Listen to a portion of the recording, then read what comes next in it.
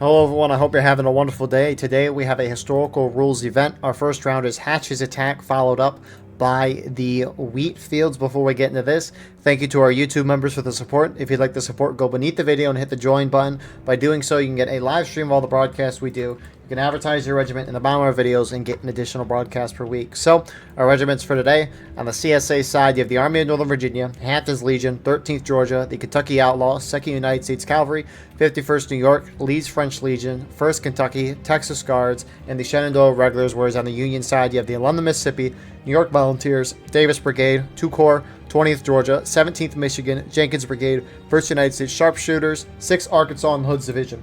I will note, 6th Arkansas did bounce over from Union to CSA a moment ago, so appreciate their help with that. Server pop, though, right now, it's currently 270. Inbounds right now is 4 towards the Union side, and there is no artillery on this map, so the imbalance is as you see it, and that being 4. Frontline reporters today. From our Union side, you have Canada here from the 20th Georgia, and then on the opposite side, or CSA side, you have Cloud from the Army of Northern Virginia. Appreciate these guys so we can see what's going on the ground while also seeing what is going on in the sky. So, Hatch's Attack, it is a 10% ticket advantage to the Union attacking side. Union has a special regiment in this round, and it's the 2nd United States Sharps. They have the Sharps carbine rifle, and then the Union also has the 23rd New York with the option of the Enfield. CSA Defense, it looks like both regiments on their team have the same weapon choices. They have the 18th Virginia and the 56th Virginia, both having the option of the Springfield 42. So they've got buck and ball shotguns basically. They have the option as well of the Enfield and the Springfield 55. So last thing to note about this event is this applies to this round. I don't know about next round because that's Conquest, so I'll probably see an announcement at that point. But no sprinting and no bayonets until the 30-minute mark. Before then, they just can't use that stuff and can't sprint. So, Hatch's Attack, generally how this will goes, Union will either push up this far right side, try to engage the CSA here, get into the wood line, and just harass the CSA in the woods. Or, what they more traditionally will do is push up this far left side, follow the snake fence down, and then try to hit the CSA at this corner. Now, Union does like to have the Sharps, which you can, looks like Jenkins and Davis Brigade are on the Sharps. They're kind of getting into this center field, a little more open of an area to get into some engagements with the CSA. I will note the Sharps company here is special, right? So it only has one flag that all their guys can respawn on. Normally, a infantry regiment has 2 companies that each have a flag, which means an infantry regiment has 2 flags, but the Sharps regiment only has 1. And that's to kind of balance them because they have special weapons. The Sharps carbine rifle that they have, it's half the length, so it's not that great at melee. However, it reloads at double the rate, so they can shoot a lot faster, and they're great at skirmishing. And that's the hard part about this map for the Union. Looks like actually you got a little flank from the CSA here trying to catch the Union off guard. You got A and V pushing up here.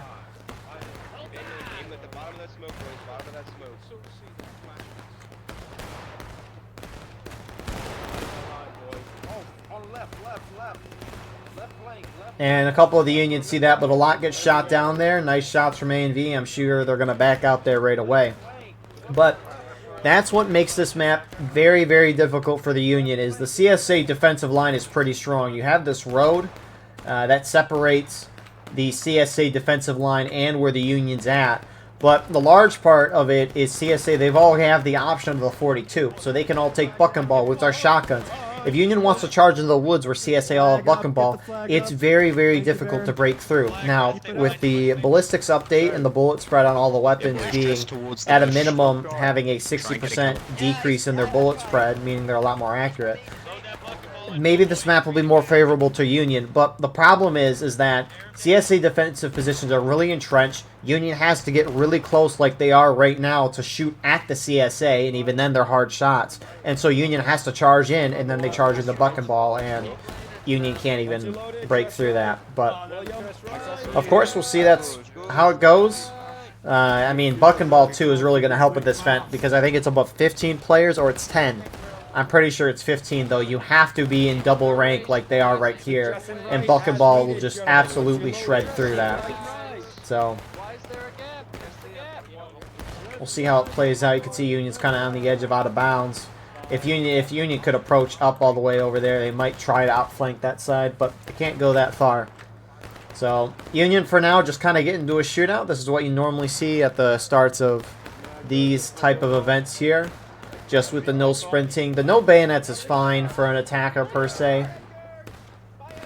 Because when you get into a melee, right, if no one can use bayonets, that's not the worst thing in the world. It's just, when you have your bayonet, 2 stabs to kill someone. When you don't have your bayonet and you're using the butt of your rifle, it's 3 bonks to kill someone. So the charges are just a lot longer. That doesn't really change a whole lot. But when you can't sprint at your opponent, the defender, it's going to give the defender more time to respond to the attacker's movements. It's going to give him a few more seconds to get another load in or whatever. So the sprinting is the biggest downside for the attackers here. Now, you might, I mean, over here, the elevation looks pretty flat, but I mean, when you move down here to where the sharps are, I mean, oh, he has the scope here. But, I mean, it's a hard angle. You can barely see the CSA heads because, I mean, it goes slightly up and then it dips downhill here. And there doesn't have to be that much of an elevation change for it to be effective. So it's not, these characters aren't that tall. So, I mean, every little terrain shift can be huge. I mean, when you're just looking even from the CSA perspective, I'm zoomed in, zoomed out even harder. But when you're zoomed in, it can be difficult to see a lot of these Union guys. So, except that CSA guy ripped to him, he just died. And that man just turned around, he's staring at me. He's stuck. Poor Horik. So, the CSA defensive line, let's see who is where. 13th Georgia, Hampton's Legion, Serpent's Brigade, or 51st New York is holding kind of on this right. You got the 6th Alabama, part of A&V. In the center with 6th Arkansas is getting shot up. LFL was just here a moment ago. Looks like they might have backed off, though, a little bit.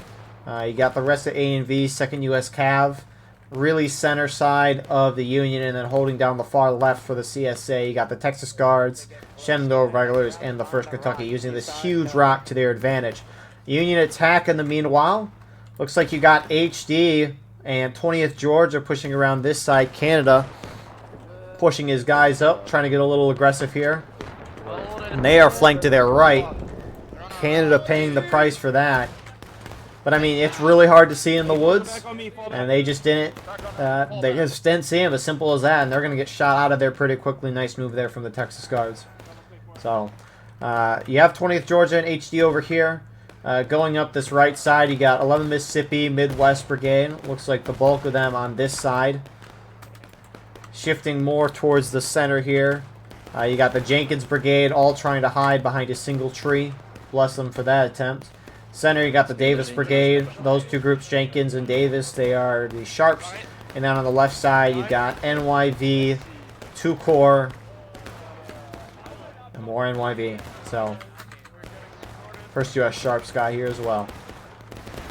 So, tickets overall, slightly in CSA's favor, not by a whole lot, which is a good sign for the attackers. But the issue is they have not a lot of time, right? 45 minutes, which is when the round starts. But you might think you have a lot of time, but it's not as much time as you would expect. Especially because in this event, they can't do anything until the 42-minute mark. That's when they can start moving out. So, time's kind of a crunch. I mean, maybe we'll see if the aggression kind of picks up by the 30-minute mark. As an attacker, I would want to hit a defender down to engage the next stage by the 30-minute mark. Which probably isn't going to happen at this rate. I mean, in the past 8, 9, 10 minutes, CSA's only gone down a little less than half a stage. Rise up.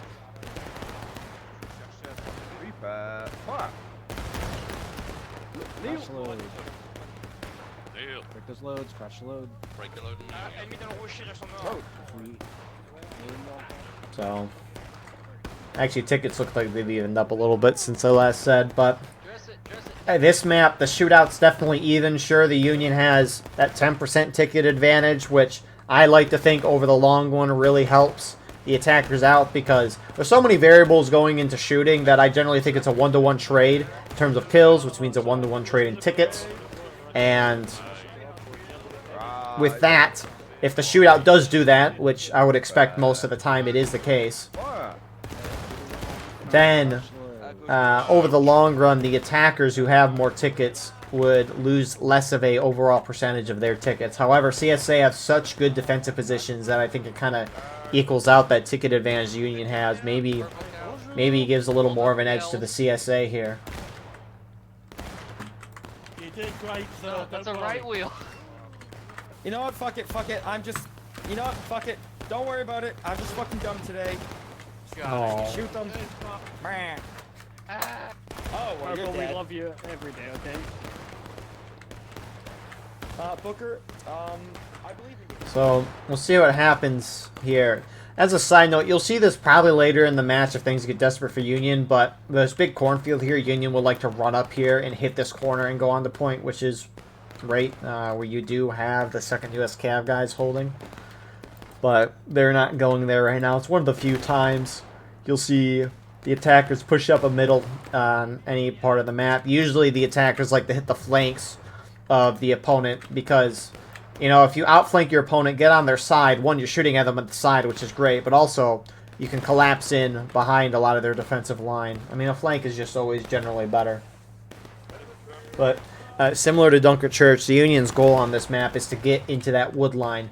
Now, the Union might not be able to last a whole long period of time because CSA's got those shotguns and it can be difficult in the woods, but if Union's in the woods, it can cause chaos. And in an event like this one, where the officers are not in a Steam chat and they can't communicate over a call, they have to communicate by running and talking to each other. Communication and effectiveness can break down really, really quickly. So we'll see what happens as things progress. Looks like you got some more CSA movement. LFL looks to be returning to their original positions.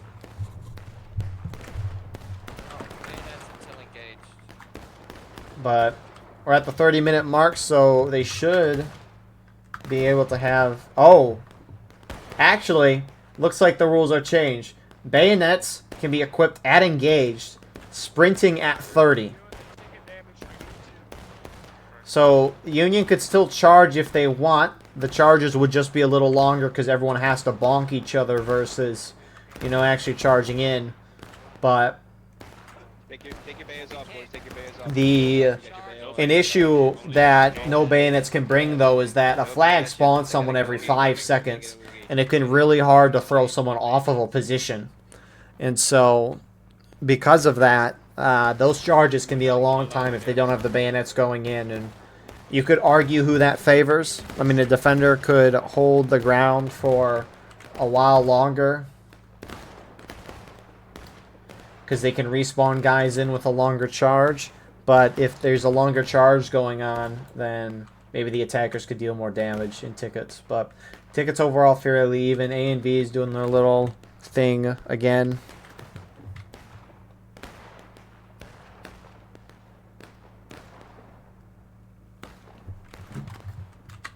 They're going a little further behind. I mean, these are going to get a nice couple of kills. They'll catch them off guard.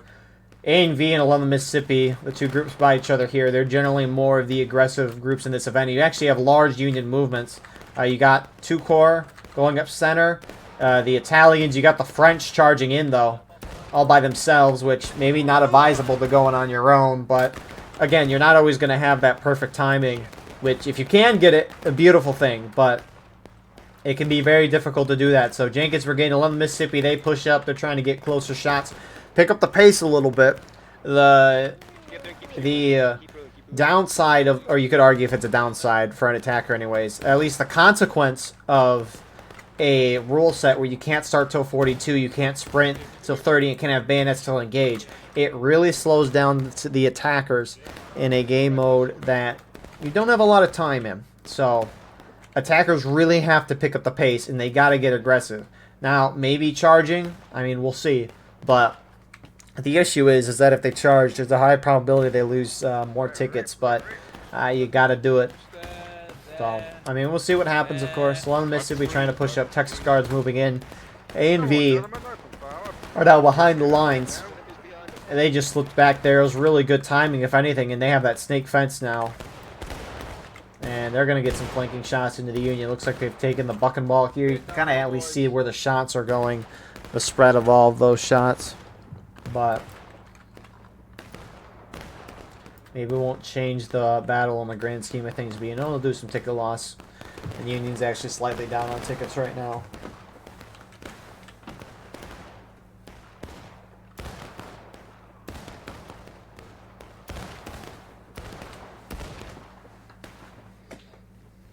But Union's gonna have to move in. They gotta charge at some point. They're just running out of time. I mean, you want to hit the defenders to engage by the 30-minute mark, right?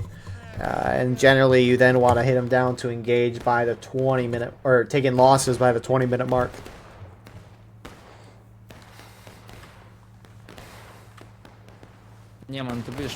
So, any second now, we're going to see bayonets gone. Looks like 11 Mississippi turned around trying to charge out the A&V guys who appear to be holding their ground really well, actually. Killer's trying to chase down that flag. Can't even hurt you. Yeah, what? Yeah, flag, keep running that way. Flag, keep running that way. You're running to friendlies, flag, you're running to friendlies. You're running to friendlies, flag. Yeah, keep running that way, flag, keep running that way. You're running to friendlies.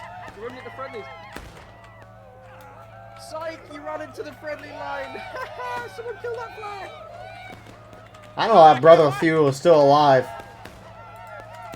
The fact that he's alive is impressive. Oh, you better run, boy. Yeah.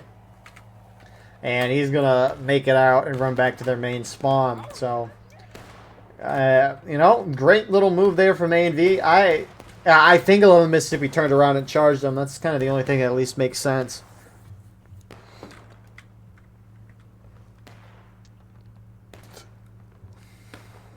But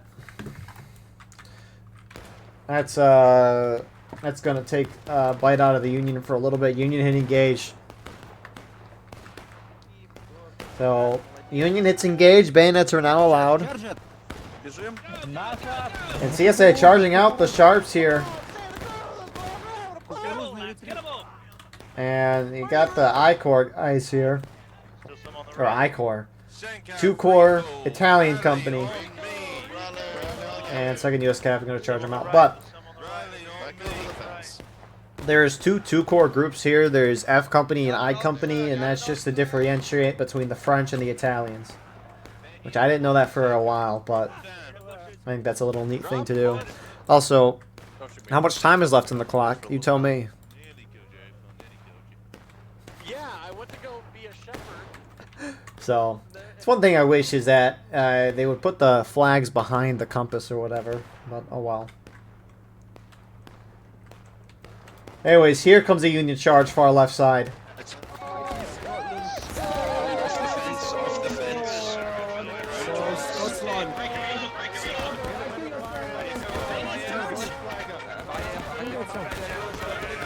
Which Union got that CSA flag down pretty quickly, which is a huge one big step for Union attacking this. And it looks like they're holding their line. They need to make sure this CSA flag is down. You don't want CSA line spawning in the mix of it. LFL starting to turn alongside 6 Alabama. And they're trying to throw the Union out entirely, which there's not a whole lot of Union left. Flag goes down. A lot of Union sitting back in the center. Sure, it's the Sharps, but you'd like to have them involved. I mean, they might not be great at melee, but they need to get close-range shots off if they're trying to hold this. However, it looks like Union might not hold as you got more CSA reinforcement moving over there as well. DB starting to push up in the center, though.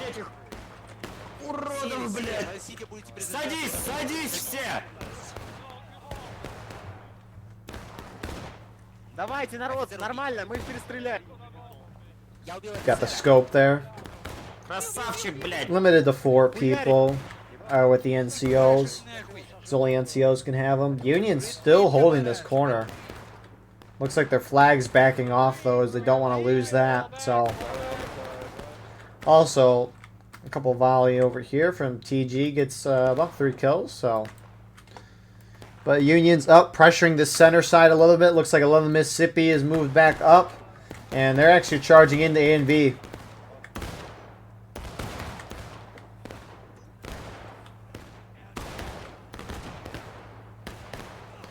And I mean, Union's slightly down on tickets right now, but you're attacking. What do you expect? So 11 Mississippi takes that corner. It looks like a Union flag that's down, and it gets picked back up. CSA countercharging down the hill. I think they're trying to get flags. I mean, only the Sharps are out here for Union, which aren't great at melee, so not a terrible idea from the CSA to charge in here. They get one Union flag down. Also, throwing Union off of this area completely is going to force Union to spend more time reforming. Meanwhile, the rest of the Union that are on this right side have collapsed towards the center. 20th Georgia joining in with 11th Mississippi and HD here as well. I see Midwest Brigade. And wouldn't be a terrible idea if they went in the woods right now. I don't know if they've realized a lot of CSA is kind of overextended. Sure, it's a good charge from CSA, but they're overextending that line by a good bit. I really hope they don't volley us. If they volleyed us, we would be in a lot of trouble. 20th and HD up and over. Going Canada. Down the fence. About face. Sorry, back on the fence line. We had a window, it closed.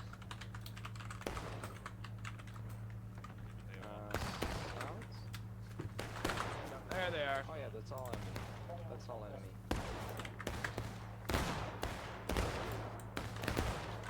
Oh, he's gonna But the thing is, I mean, Union, they had a window here.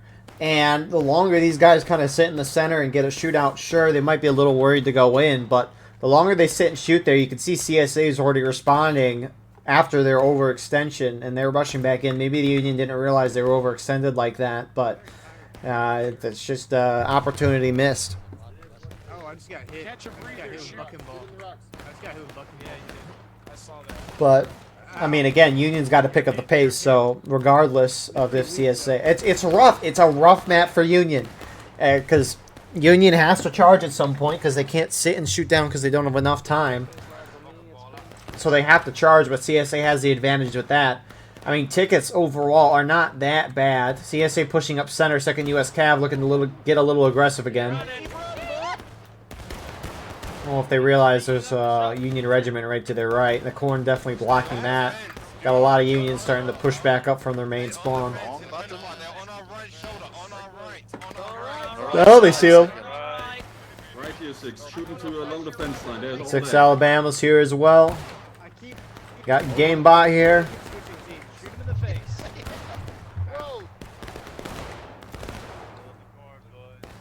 Come down, lads. Hey, dude, stop it. Stop that. And they're going to throw them off again. More LFLs pushing out, and they should finish that off. I mean, you got Union groups over here. CSA almost looks like they're attacking based on the way they're moving out and around Union right now.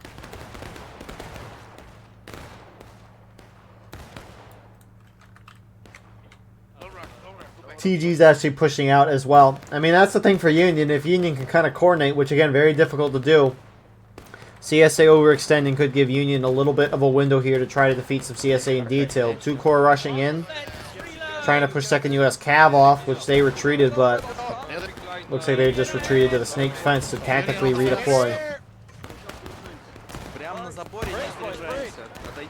Brace, boys. Brace, brace, All coming. brace. Brace, brace, brace, brace. That means take 2 to step back off of the fence. Everyone here, get a reload. And they are going to be able to hold that. Got some CSA pushing up as well. I mean, trying to hit the 88th left, which is a nice position from HL and 51st New York, and 88th is going to try to get their shots. Why are they trying to get their loads? They need to get out. They're just going to get slaughtered standing here.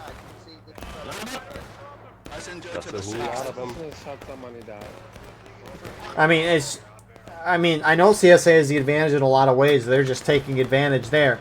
Meanwhile, a couple groups charging into the London Mississippi's rear, 2nd U.S. Cav and Texas Guards.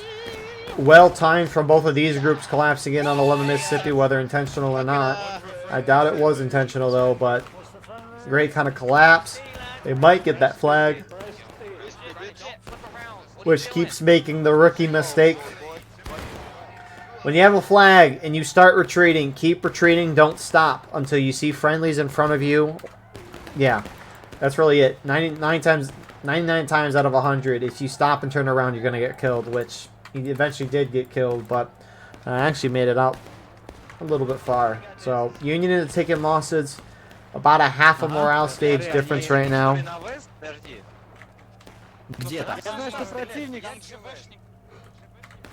But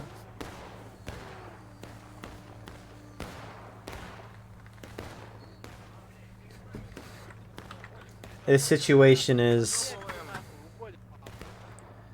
it is not looking great for it's not looking great for Union. Oh, volley from LFL, really. Oh, they were shooting in there. I was like, they didn't hit anybody in the open field, but no, they weren't aiming there. That makes a little sense.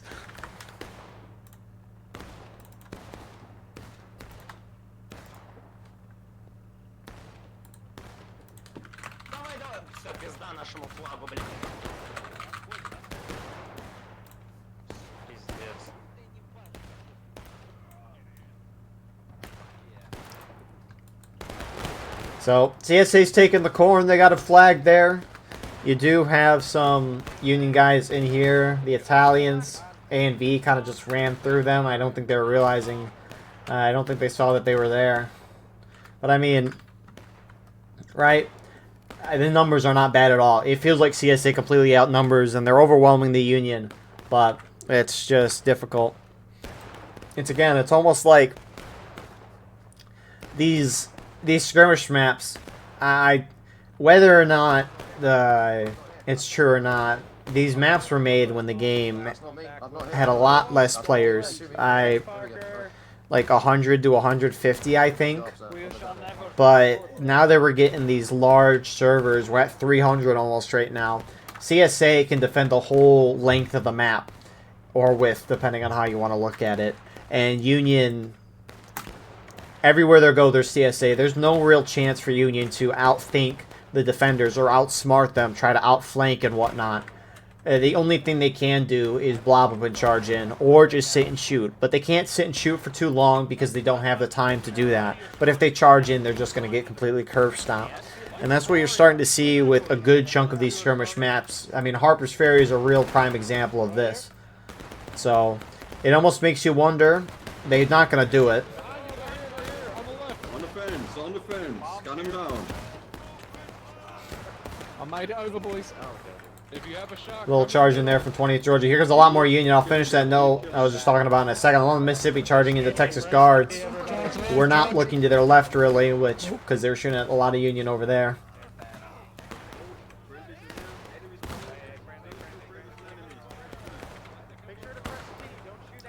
And I don't know if each side realizes the amount of people or amount of enemies that are right by them. I mean, you got a couple Union guys that are like getting engaged with the CSA here, but most of the Union's not even realizing. One of the Mississippi, they just need to look to their right. I mean, clearly they see him, like Baron rushes out. Now they're turning.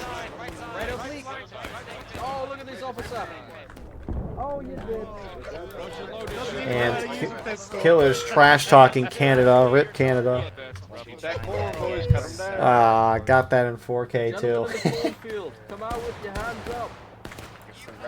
But that's kind of the thing, is that you almost wonder if skirmish maps, the pop should be limited to like 200, 250. That's what I think.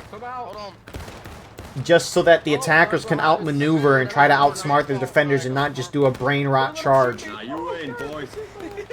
Conquest in our next map, the maps are a lot bigger, so you can still outsmart your opponent even with a large player server size of 300 and more. And it's phenomenal with 300 players. I'm excited for next round, but skirmish, they either got to decrease the player count, which the devs said they aren't doing because they worked too hard on it, which I don't know if I necessarily like the reasoning behind it, but you got a lot of Union charging on this left side as well. They're just pushing up, trying to get close range shots. You're not going to win a close shootout with CSA as buck and ball. Also, if you sit here and get a shootout, CSA is eventually going to realize what's going on and reinforce and be able to hold. Union has to sweep through and wipe quickly. It's the only chance they're going to have at this. But I don't know. It's like you can work a lot at something, but if it's negatively impacting the game, which you can argue if this is, I still think you should turn even if you spend a lot of time on something. It's like, I know I've spent a lot of time doing some things with this channel, but it's like, it don't work, so I just stopped doing it. So, which I know it's a lot easier for me to do it as a YouTube channel versus a game. I know game development is not easy, but... Anyways, the dev said they won't decrease because the server, they won't, because they work too hard at it. But they need to do something like expand the map boundaries or something like that. Make the maps bigger. Something's got to compensate for the increased player count. But anyways, this is one of the beauties of this event, you could argue, is that Officers on the Steam chat, CSA, I don't know if they realize, I mean, they're dealing a lot in the center, but it looks like they might have been notified or heard the gunfire now, but Union's actually starting to hold ground on the CSA right, which is a great start for Union. They do hit CSA into taking losses. They're down 2/3 of a morale stage, but this might be a start. Now, this is when I think Union needs to charge in. They have a lot more guys than CSA right now, and every second that passes by, more and more CSA are going to start showing up, whether it be through the main spawns that have died originally, or just reinforcements trickling over here regardless. Union needs to defeat him quick. But maybe Union's like, we can shoot him down, but when you're this close, Buck and Ball's going to reign supreme, and nothing's going to compare. We have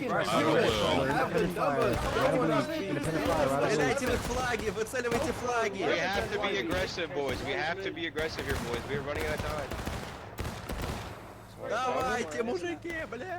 Keep firing, keep firing. Friendlies are going in. Friendlies are charging. So, you actually, I mean, you have some CSA main spawns moving up, kind of hitting on Union there. Nice little flank charge in there, and CSA is going to slowly take this position back. Especially if these CSA guys start pushing up, which they're starting to do that. We have to go. We gotta go. We have to go. You got some arguing going on amongst Union for if they should go in, or I assume it's going in, maybe retreat. Make sure you have your bayonets. They're back left. They're back behind us. Move it to our west. Northwest, northwest. Behind us. They're behind us. On the left, on the left. These guys left are discorded. They're...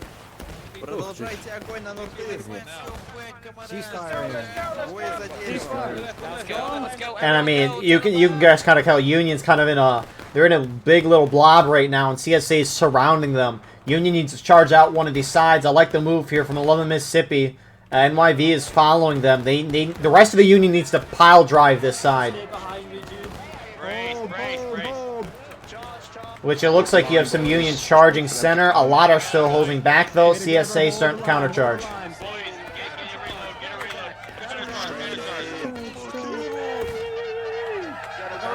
Down the road, keep it going, HL. Down the road. Keep it going, HL. And they're going to try to throw Union out just like that flag threw in the air. Drive him back, HL. Go, go, go. Kill them all.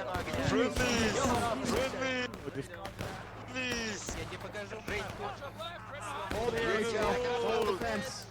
And as expected, CSA kind of thrown out, or throw the Union out. That's the thing, right? In War of Rights, each side has similar numbers, and everyone knows this. Anyone can hit tab, like I can do this, and see how many players are in the server. Sure, CSA outnumbers Union by 5, but that's not enough to justify a loss. So, if you are ever in a ball and your opponent is surrounding you shooting, you know that both sides have similar numbers overall, which means that they're spread out thin compared to you who are blobbed up together. I liked what 11 Mississippi and 6 New York did specifically. They charged out one of the sides. The issue is, though, is that a lot of guys stayed back and a couple charged forward. A whole Union team need to charge that left side. And I think that's another great example to show right there of, in War of Rights, you can have a great plan. Or at least a plan to give you the best chance to win. But if you don't do stuff together, you're not going to win.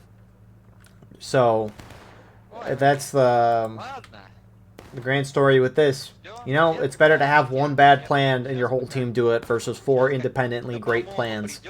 And each of those commanders off doing their own thing. So, it was a good attempt by Union. They held there for a while, but you can't stay put there for too long because eventually CSA as a defense is going to respond.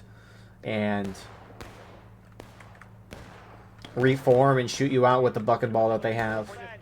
Buck and ball gives you such an advantage. I've heard some people talk about returning it to what we had in the olden days, which is when you got a gun at random. Now, the gun would be historically accurate to what that regiment had in the past. Like, for example, I mean, if we look at the CSA regiment, like the 18th Virginia, any player can choose between the Springfield 42, the Enfield, and the Springfield 55.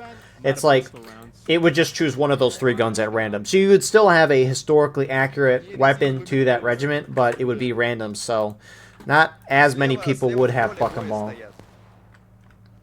But they changed it to where you could choose your weapon, and so, which is fine, is what it is. It's not too big of a deal in my opinion. However, a natural consequence is that people are going to pick the best gun, which, in my opinion, is still the 42 in a lot of instances. So, 6 minutes left, a little less than that. Union needs to hit CSA down to breaking, the next stage for CSA, and then they can cap point and win, which I assume Union's just going to go up and charge right away. And zooming out here, CSA defensive line has kind of stayed more to the center right side of the CSA line. 88th New York, though, is going off on their own. Don't necessarily know why. Maybe they're trying to be a distraction for the rest of their team, who looks to be charging up in a second. But 88th New York, going to charge in with A and V, but A and V outnumbering them. It will provide a little distraction. I mean, you got more Union units. Maybe it's the Sharps, but Union is just bonsaiing in as they should. Union, when they charge, they really need to put the Sharps in front because they suck at melee. But you need those guys in the melee so that you can have similar numbers. But put them in front so they can be cannon fodder or just lead fodder.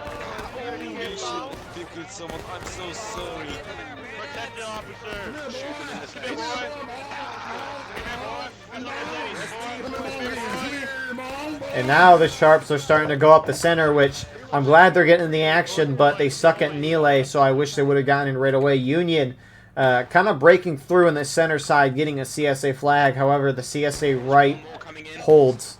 Yeah, more coming in. Yeah, my company got white. Can we go and take the flag? It's on the right. Hey, push up with me to point, to point. And now CSA right starting to collapse in, and I mean the Sharps here will get a couple kills, but if they charge in, they shouldn't be able to do a whole lot. Even in a shootout, buck and ball is probably going to beat the Sharps.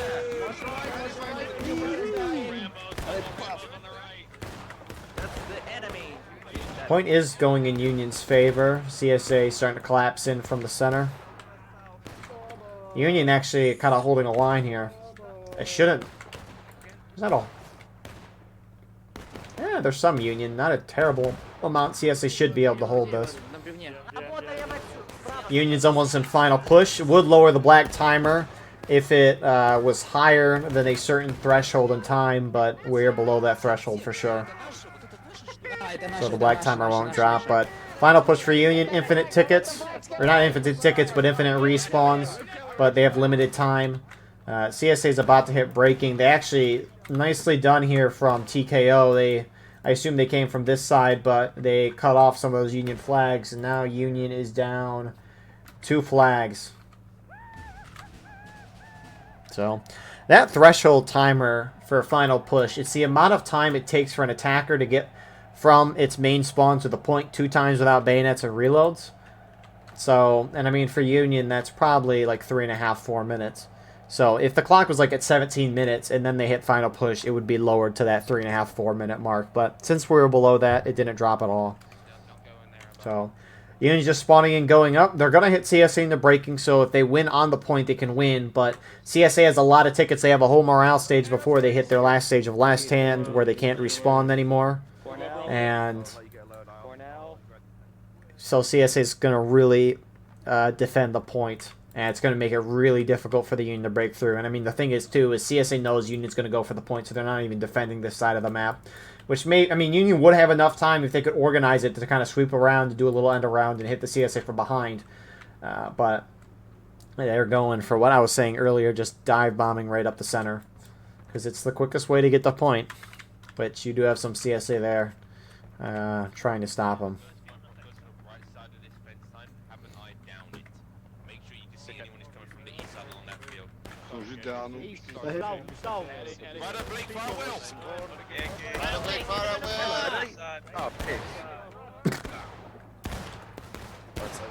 Oh, and he got team killed. Unfortunate.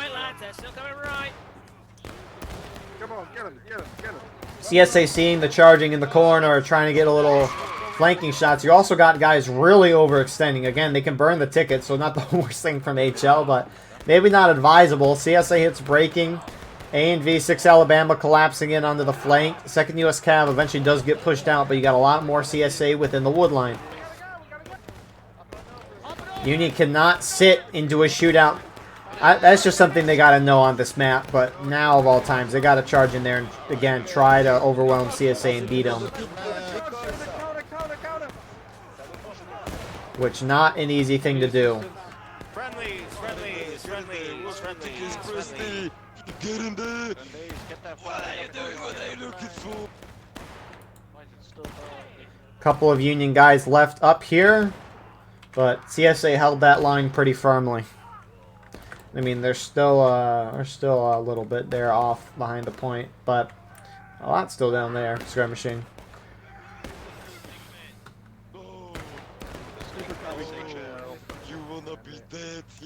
But yeah, this is Hatch's attack for you. Up and over. CSA did everything you should. They responded to wherever Union went. Sure, they might have been a little slow, but I mean, that's what you can really expect with this, is especially when communication's not instantaneous. It's going to take a moment for CSA to reply to things, but they replied decently fast to everything, and they were able to hold. But the thing is that Union never really took advantage of it. It was actually surprising to see Union get a foothold on that CSA right side and kind of win there for a moment, but the issue is they sat there for way too long. And I don't know if it's because they wanted to do a shootout or if it's because they just couldn't agree on a plan. Regardless, them sitting there for a while, it allowed the CSA to realize what was going on, get formed up, move to the area of combat, and eventually throw the Union off. And by the time Union actually did try to do something, it was a little too late. And it didn't help that their whole Union team didn't charge out at that moment, which maybe that would have changed things if Union won at that point. Who knows? But that's something Union's got to do going forward. It doesn't help with this event where the rules make it difficult for the attackers to actually get started right at the beginning of the round. But it is what it is. CSA played a great game. Union made mistakes, and I think they could have done things better. But, you know, you live and learn. And so with that being said, we'll see you all for Conquest for round number 2. And here we are with our second round, Wheatfields. I feel like of all the Conquest maps, I see Wheatfields and I see Corn Crib the most. Regardless, though, for those of you who don't know what Conquest is, you have 3 points of contention. You got the A point on the far left, B in the center, and C on the right, at least from the CSA perspective, flip for Union. But you're trying to capture a majority of points. If you're up on flagpoles, you start dealing a ticket loss on your opponent. If you're up by 1 flag, you're dealing 1 flagpole's worth. If you're up 2-0, you're dealing 2 flagpoles worth. If you're up and have all 3 flags, you're dealing 3 flagpoles worth.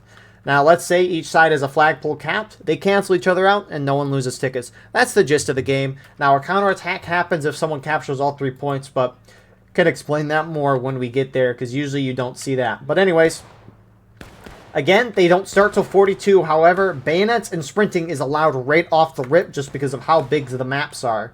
And so far, CSA's already got the A point, so they're starting to deal a ticket loss to the Union. Union is mostly going to the C point here, not really sending anybody to B, or at least anyone with the flag.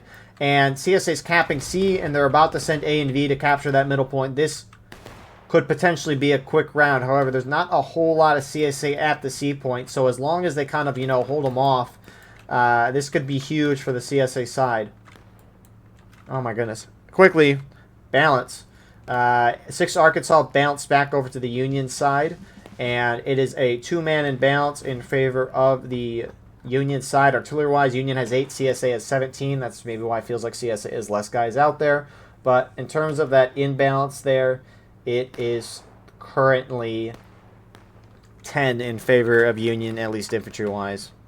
So CSA have A and B. A and B's charging out there. I thought they'd go for the B point. They don't. A lot of CSA, though, that went to A are now charging up onto a Union regiment up there. Looks like Union has the 69th, so they've got buck and ball. Regiments here are random. But everything you do in this game, in Conquest, the flags are the most important thing. The flags are going to deal the most amount of damage to you.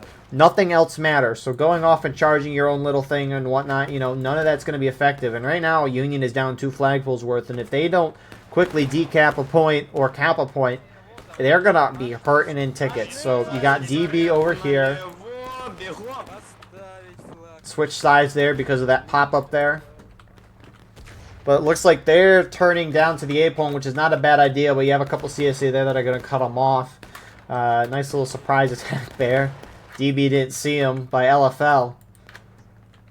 But Union's starting to make a little more of a push. A and V, again, Union's not sending anyone to B. The CSA at A might be churning to go down there after they wipe DB. But A and V charging through the rear side of Union forces pushing this way. They get a Union flag down. Look at Union's already dropping through battle ready, and we've just started like a minute or two ago. What happened? Hey, you leave me alone. I got stuck. So, nice little charge from A and V. Maybe they were letting their friendlies at A start moving down to the B point, which they are. DB is going to be able to get this for a moment, but not for long. That's a lot of CSA moving down on them. And Union, despite outnumbering CSA 2 or 3 to 1, it is they're not pushing the advantage that they have. Now they're starting to, but they got to move quick. They do get A and V's flag down after wiping them.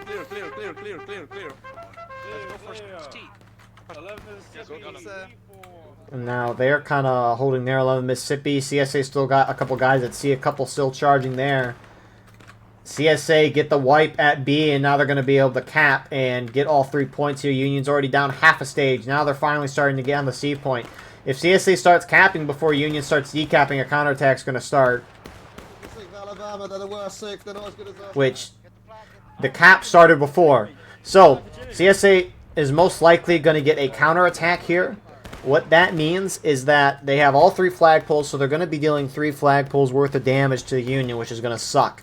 But at that point, Union has to neutralize 2 of the points or capture 1 of the points, which they're going to be able to get C, so it's going to hurt. Regardless, though, I'm intrigued to see, though, because when a count... Yeah, so it's dealing 3 flagpoles worth of damage right now. Now, Union's going to get this decap, but it doesn't show that the CSA have lost a point. So I wonder if they're dealing 3 flagpoles worth.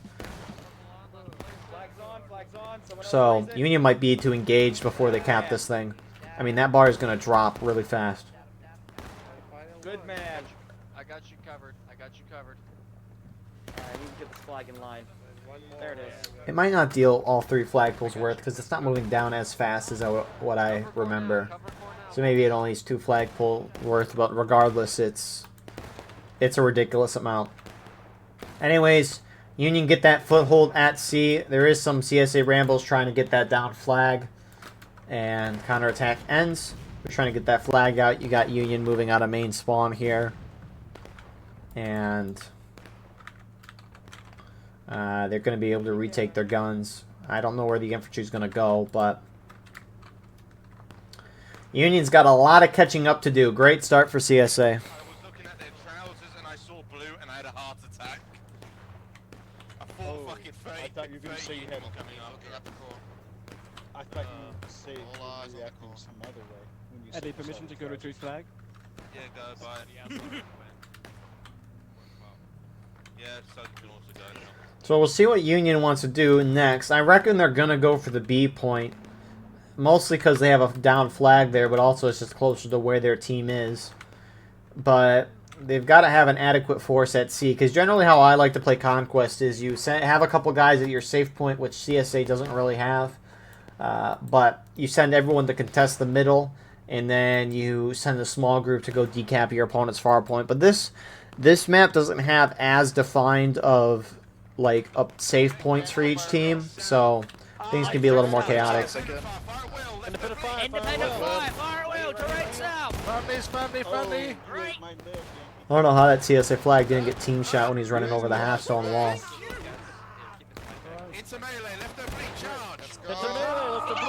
Melee to left. And Pervert is trying to pick up the flag and get it out, which he doesn't. So flags, when someone drops them, it's a 5-minute despawn timer on it. So if someone picks it up and dies again, that 5-minute timer restarts. So it's a risk to do that, but it looks like they'll get it out in the end. A nice hold here from 2nd U.S. Cav, and here comes a lot more CSA reinforcements. Meanwhile, Union is starting to push down from the C point. Right oblique, up and over, sprint over this wall. Right here to my left. Take aim, pick your target down there. And they're going to have fun. CSA, though, swarming. So that CSA flag actually got out of there. So CSA's got all their flags. And Union's going to try to make a push for B. But at this point, CSA doesn't necessarily need to go for that C point, although it's kind of being lightly defended. But if CSA just hold the A and B point, you know, they'll just deal a ticket drain on the Union for the rest of the game, and Union can't really catch up that easily. But Union, engaged, down 3/4 of a morale stage, and it is a rough start. Union's kind of spreading out, though, trying to do multiple prongs. You got 2 core guys going up center, 6 New York going up the far right side. Got the Union RD over there. A fair amount of CSA defending that A point, which makes sense. But Union's got to move quick on decapping this point. They still have plenty of time, but obviously you want to put yourself in the best possible spot to win. Tell me about that funny joke. And here comes some more Union going down the CSA right. 88th New York's just going right in there. LFL is going to try to hold him. Come on, boys. Restez sur le mur, restez sur le mur. Pardon, Audrey. Bien joué. Passez à droite. Which they will hold that. And that's the thing for Union, right? Is you can't go in on the B point on your own. CSA's got a lot of guys holding in. And if you don't go in together, CSA is going to be able to react to you independently. 6 New York now charging in on the other side. A couple more numbers here. CSA now moving up to reinforce as Union kind of broke that first CSA defensive line. Keep going, 6.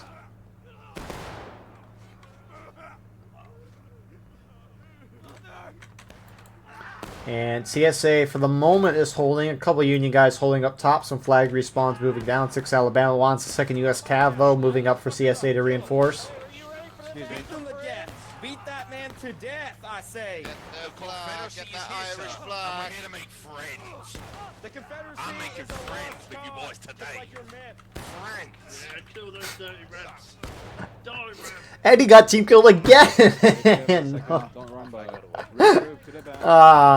They do get the flag, though, so nice wipe on their part.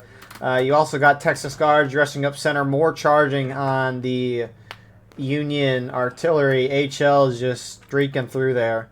But a lot of Union are going around the far side, which if Union's going to send this many men to go around and get the artillery and then go down to the A point, CSA just needs to hit the C point.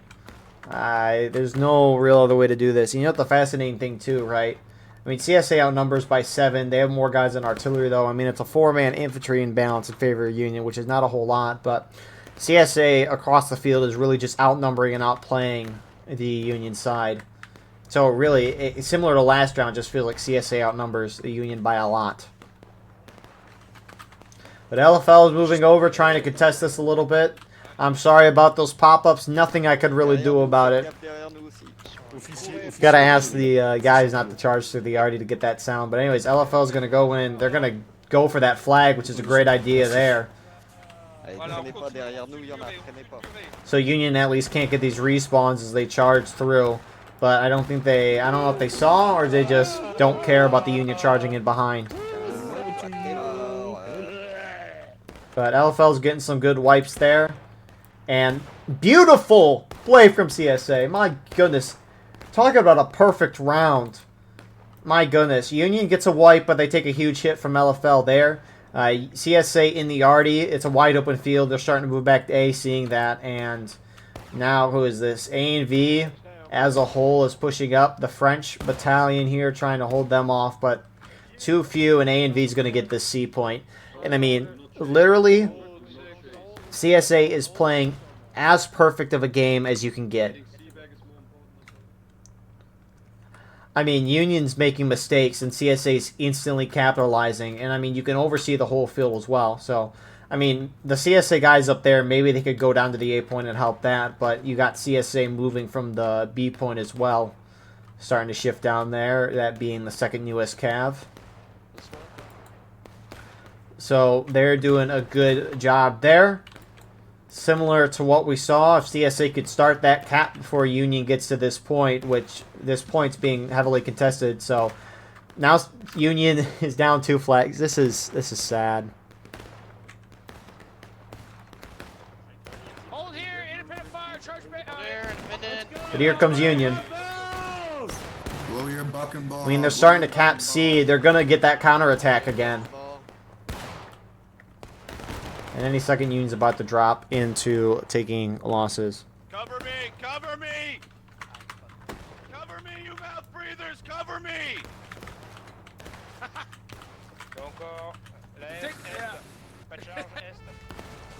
They're definitely preparing to volley us here.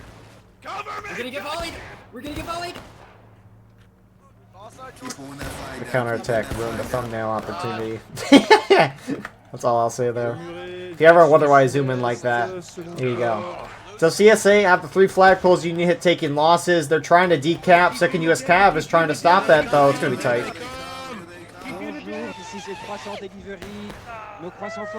And they barely stop it. So again, Union got to neutralize 2 or cap 1 of the points. So that's a huge stop here from the 2nd U.S. Cav. And they are going to barely win that, if not keep it close. You had a Union group. It looked like they were heading down to B, but they're up top. Looks like they're charging out the Arty again. And there's enough Arty on the CSA side for them to hold a regiment. But you got Union trying to make a push towards this point as well. CSA potentially see him. A&V playing a little bit aggressive here. But it takes 30-some seconds to decap or cap a point. It might be 25, I don't remember.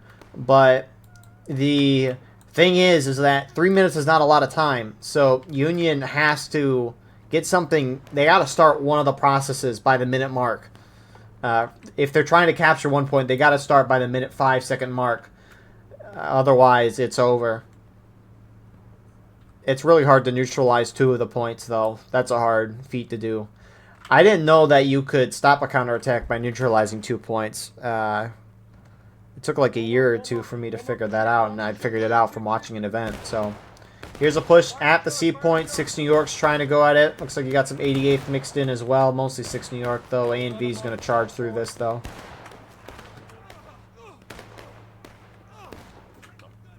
And I mean, if you're decapping a point or whatever, the game won't let you finish that action out, I'm pretty sure. I'm pretty sure once the gold timer hits 0, it's over. So yeah, this round's over. Wow. I mean, CSA has played an absolutely perfect round of Conquest. Perfect. I mean, Union at the beginning of the round, they didn't even send anyone towards the B point with the flag. Which was maybe they wanted to take C and then push down, but it just led to a wide open window of opportunity for CSA to get all 3 points, which is what they did. And from there, CSA just kind of bounced off everything really well. They responded appropriately to Union. I mean, Union tried to do different stuff, but a lot of it was independently, and CSA just took advantage. I mean, this is... What a round from CSA. What a round. Amazing balance, amazing balance. This was really scoreboard. Amazing balance? What do you mean? It's a 7-man imbalance, which it's been good the whole round. If anything, the artillery made it so that Union had a little more guys. But besides all of that, good 2 rounds from CSA. Really good rounds. Thank you all for watching. I hope you enjoyed.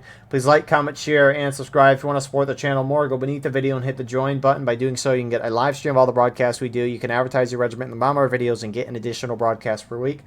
Besides that, though, we have our Discord, our Clips channel, and more in the description as well. I appreciate you all. Could not do this without you, and we will see you all in the next one. I hope you all have a phenomenal rest of your night.